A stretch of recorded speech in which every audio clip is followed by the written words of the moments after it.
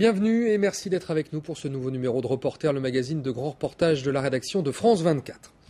Direction le Maroc où chaque année des millions de touristes viennent visiter le royaume. Mais tous ne sont pas animés de la passion des vieilles pierres, des plages ou du désert. Ils sont de plus en plus nombreux à venir y assouvir leurs pulsions sexuelles. Dans les grandes villes touristiques, moyennant quelques dizaines d'euros, il est possible d'y négocier une passe, y compris avec des mineurs. De Marrakech à Agadir, ce sont des milliers de femmes et d'enfants qui sont exploités, souvent avec la complicité de rabatteurs marocains. Une activité qui se fait au vu et au su des autorités. Reportage de Karim Akiki et Aziza Naïtsiba. 8 millions de touristes déferlent tous les ans sur le Maroc. Une manne financière qui rapporte au royaume 10 milliards d'euros. Destination plutôt familiale, Marrakech a aujourd'hui le vent en poupe. La ville attire de plus en plus de curieux et de jet-setters. Tous passent par la place Jama Al-Fna. Mais à la nuit tombée, c'est un tout autre genre de touristes qui envahit la place. Des hommes seuls, des prédateurs à la recherche de proies faciles. Pour voir l'envers du décor, il nous faudra filmer en caméra cachée. Très vite, nous sommes accostés par un rabatteur. Bonjour mon ami. Tu cherches quoi? Tu veux du sexe?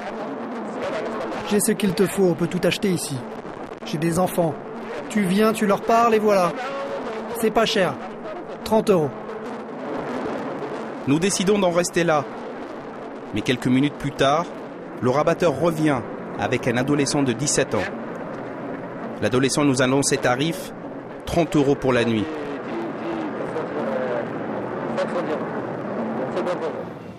La place est pourtant surveillée en permanence par une brigade de police touristique et 16 caméras.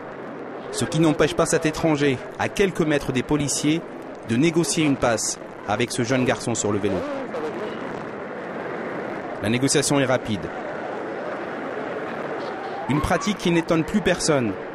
C'est devenu chose courante à Marrakech.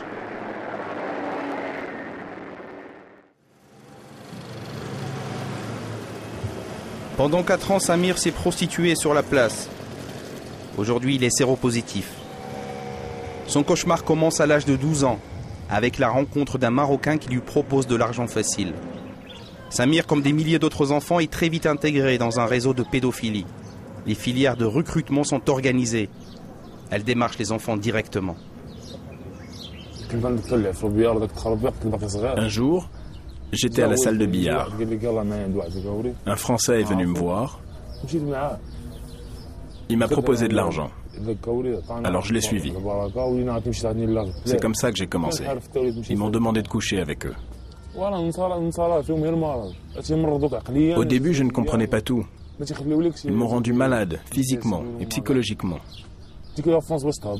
À cause d'eux, je n'avais plus de volonté. Maintenant, je me sens mal. Samir vient de Mela, un quartier très pauvre de Marrakech. Un endroit où les touristes ne s'aventurent jamais. Du coup, il arrête l'école pour traîner sur la place et gagner de l'argent. À l'époque, c'est lui qui fait vivre toute sa famille.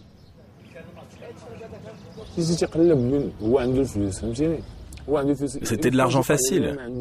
Il y a beaucoup de touristes qui cherchent des enfants à Marrakech. Eux, ils ont de l'argent et nous, on n'a rien. Qu'est-ce que tu crois? Nous, on est obligés d'accepter de se vendre. Nos familles sont pauvres. Elles nous interdisent de rentrer le soir à la maison si on ne ramène pas d'argent. Alors qu'est-ce que tu veux qu'on fasse? On est obligé de nourrir nos familles. Tous les moyens sont bons. C'est comme ça. C'est devenu ordinaire. Pour Mustapha et Rachdi, ce n'est pas une fatalité. Mustapha est l'avocat de l'association Touche pas à mon enfant, qui lutte contre la pédophilie au Maroc. Un travail difficile à cause de l'omerta. Très peu de familles osent porter plainte contre les pédophiles. L'avocat s'occupe pourtant de 200 cas d'abus sexuels.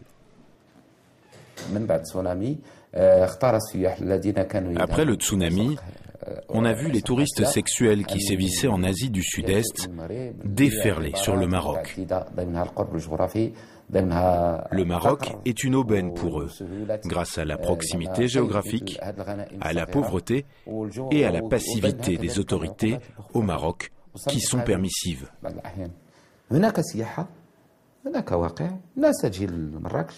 C'est le problème du tourisme sexuel à Marrakech et plus généralement au Maroc. Au lieu de vendre notre culture et nos traditions qui sont riches et diverses, on vend le soleil et nos enfants.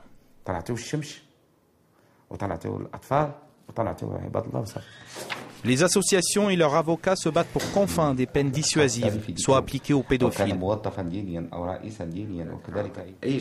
Ces criminels sont souvent condamnés à 2 ans de prison seulement. Mustapha est scandalisé. Dans le droit marocain, le mot pédophilie n'existe pas. Le code pénal évoque seulement les cas d'inceste ou de viol sur mineurs. Nous n'avons pas de texte de loi pour le tourisme sexuel. Réunion aujourd'hui entre l'avocat et les membres de l'association. Samir est là. L'occasion pour tous de faire le point sur les nombreux dossiers en cours. Il en arrive toutes les semaines. Tant qu'il y aura des viols, des agressions, des atteintes à l'enfance, il faudra se mobiliser pour protéger les enfants. Ils sont tous bénévoles, avec très peu de moyens. L'association se bat contre le laxisme de la justice et les tabous de la société. Elle demande à l'État de protéger ses enfants face aux prédateurs venus de l'extérieur.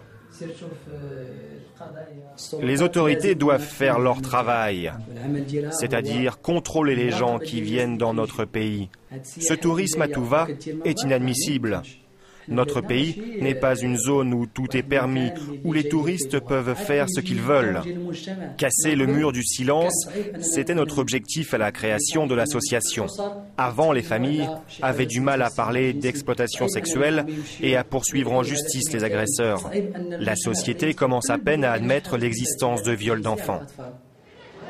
En l'absence de jurisprudence, les victimes n'arrivent pas à faire entendre leur voix.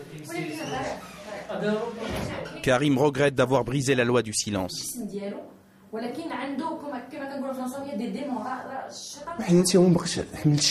J'en ai marre de cette situation. Je ne veux plus de cette vie-là. Je vis comme un pestiféré, je ne le supporte plus. C'est déjà beaucoup ce que j'ai vécu avant. C'est bon, je ne veux plus parler de ça. Je ne supporte plus d'y penser.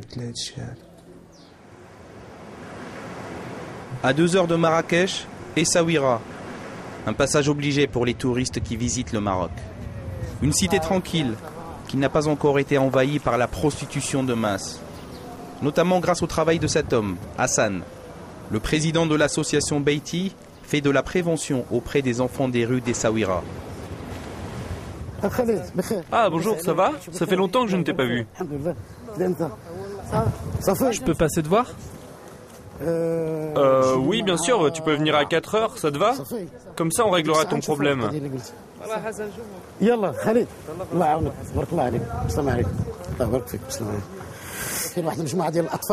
y a toujours des nouveaux enfants qui arrivent ici. Ils sont attirés par l'argent des touristes, ici à Essaouira. Il y a aussi ceux qui sont là depuis longtemps, livrés à eux-mêmes. Hé, salut toi! C'est notre travail de les suivre avant qu'il ne soit trop tard. On essaye d'avoir un contact avec leur famille pour que les enfants ne restent pas dans la rue.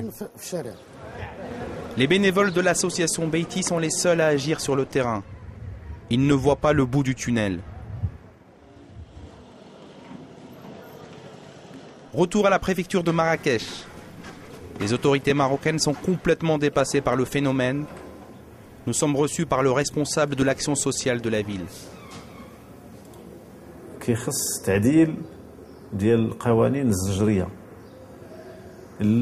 Il faut améliorer les lois répressives de notre pays. Notre plus grande préoccupation est d'arriver à une réelle prévention pour les enfants. Nous étudions toutes les zones à risque dans nos commissions. C'est l'essentiel de notre travail. Ensuite, nous alertons les services concernés, ici à la préfecture de Marrakech. Guiliz, un haut lieu de la prostitution à Marrakech. Tout le monde le sait ici. Dans la journée, ce quartier huppé est le point de rendez-vous des jeunes Marocains branchés, comme des touristes de passage. Tout se vend à Guiliz, même les êtres humains. Le soir, les prostituées s'installent sur le trottoir. Elles sont souvent très jeunes, comme ces deux fillettes. Pour des rencontres plus discrètes, il y a les hôtels du quartier. Cet homme au comptoir négocie une chambre pour une nuit en galante compagnie. Pour ceux qui préfèrent les hommes, il suffit de s'installer à une terrasse de café. Les méthodes de racolage sont très élaborées. Bonjour, ça va ? Moi, je travaille avec les touristes. Tu es guide touristique ? Non, pas exactement. Je connais les touristes, mais je ne suis pas guide. Ça veut dire quoi ? Ah, je vends du sexe. C'est combien ? J'ai un ami français qui vient une semaine par an à Marrakech. Il me donne 50 € par jour pour vivre avec lui pendant une semaine.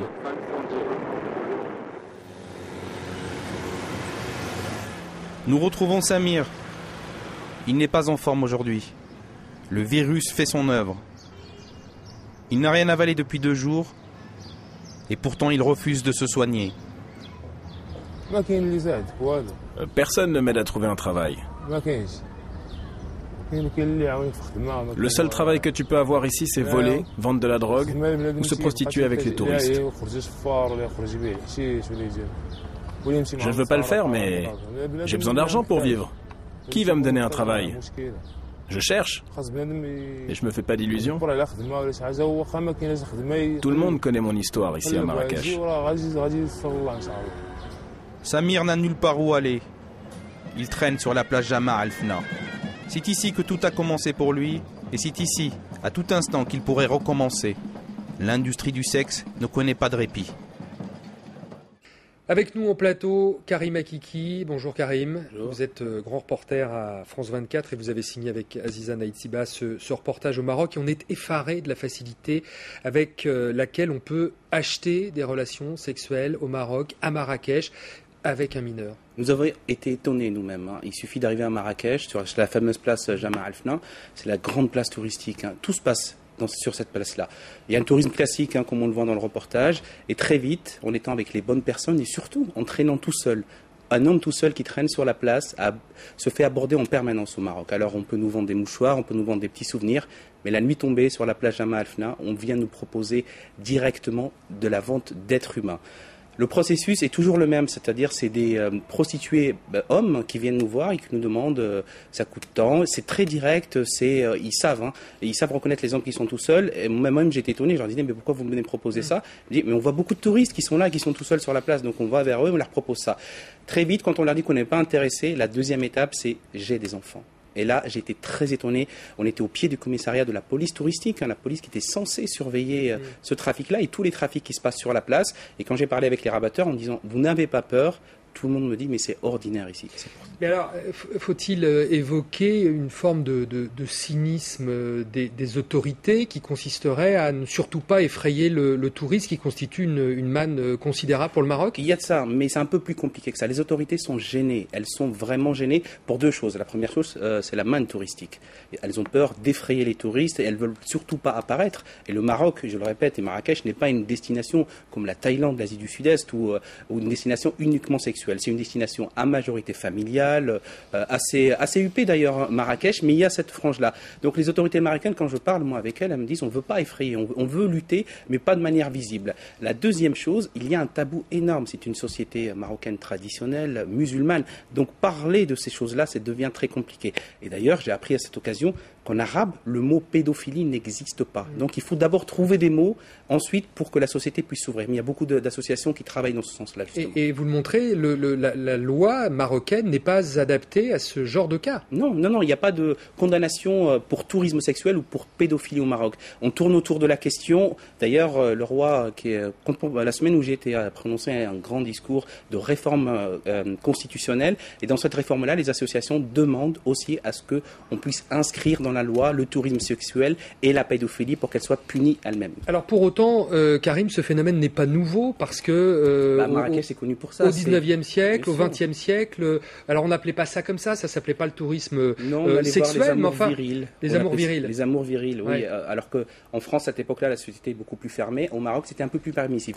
Marrakech a toujours été une ville un peu à part au Maroc et à part dans le monde arabe. C'est connu dans le monde arabe. Et vous avez raison, les poètes célèbres du monde arabe, des poètes célèbres de l'autre rive, la rive occidentale, allaient là-bas pour, entre guillemets, vivre leurs amours virils là-bas, à l'abri de regards, mais une énorme tolérance là-bas. Alors il faut faire la distinction évidemment entre l'homosexualité, là on parle d'homosexualité, et la pédophilie, qui là c'est un phénomène beaucoup plus récent. Qui arrive là-bas. Alors, des scandales éclatent régulièrement. Le dernier en date a été déclenché par le philosophe français Luc Ferry, qui a évoqué des relations pédophiles qu'aurait eu un ministre français au Maroc. Est-ce que ça a eu du retentissement là-bas ? On en parle. Moi, c'est un rabatteur qui m'en a parlé, parce qu'évidemment, il se méfie beaucoup. C'est une chose ordinaire de proposer des enfants de la pédophilie, mais il y a quand même de la méfiance. Et là, le rabatteur avec qui je parlais, il me disait c'est un peu plus compliqué en ce moment depuis l'affaire de votre ministre qui est venu ici. Les autorités ont quand même serré les boulons depuis cette affaire-là. C'est un peu plus compliqué. Il faut se cacher plus pour pouvoir avoir des enfants. On en parle. Le wali de Marrakech m'en a parlé, et les rabatteurs eux-mêmes qui sont dans la rue, qui suivent pas beaucoup l'actualité, sont au courant. Merci beaucoup Karim Akiki, et merci à vous d'avoir suivi ce magazine. On se retrouve la semaine prochaine pour un nouveau numéro de Reporter sur France 24.